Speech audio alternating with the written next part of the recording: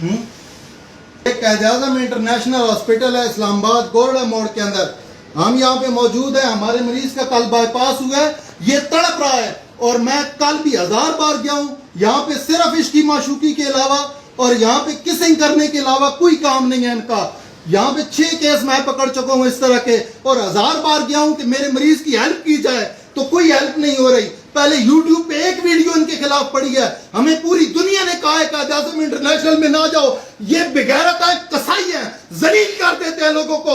ہم نے نوٹوں کے تھپے دیے ان کو، ہم نے بیچا ہے سب کچھ، ہم نے گائے بیچی ہے، بھینس بیچی ہے. میرا بھائی یہاں پہ لٹ گیا ہے، اس نے یہاں پہ زنا خانہ بنا ہوا ہے، یہ زنا خانہ ہے. یہاں پہ یہ لوگ کسے کر رہے ہیں، اور میں 6 بار کمپلین کرنے جا چکا ہوں، میری داد رسی نہیں ہو رہی.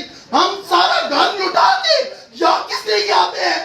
ہم اس لیے آتے ہیں کہ ہمارے مریض کو تکلیف ہے، کوئی ہماری بات نہیں سنتا. ایک کہتا ہے اس کے پاس جاؤ، دوسرا کہتا ہے اس کے پاس جاؤ. جنرل آصف علی خان، ہم تمہاری وجہ سے یہاں پہ آئے ہیں، ہم ذلیل ہو گئے ہیں، ہم لٹ گئے ہیں. میں پوری دنیا کو بتاتا ہوں یہ زنا خانہ ہے، یہ کسائیوں کا اڈا ہے. پوری دنیا سے اپنے بھائیوں کو، اپنے والدین کو، اپنے رشتہ داروں کو خبردار کوئی بندہ یہاں لے کے آئے یہ زنا خانے میں اور اس ذبح خانے میں کوئی نہ آئے، ورنہ دیکھو میرے بھائی کی حالت، لٹ جاؤ گے، برباد ہو جاؤ گے. اور داد رسی کرنے کے لیے کوئی یہاں پہ تمہیں 1 منٹ کے لیے نہیں آتا.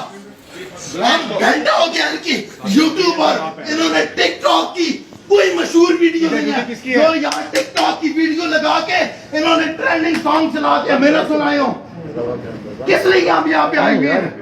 کوئی ہماری داد رسی نہیں کر رہا.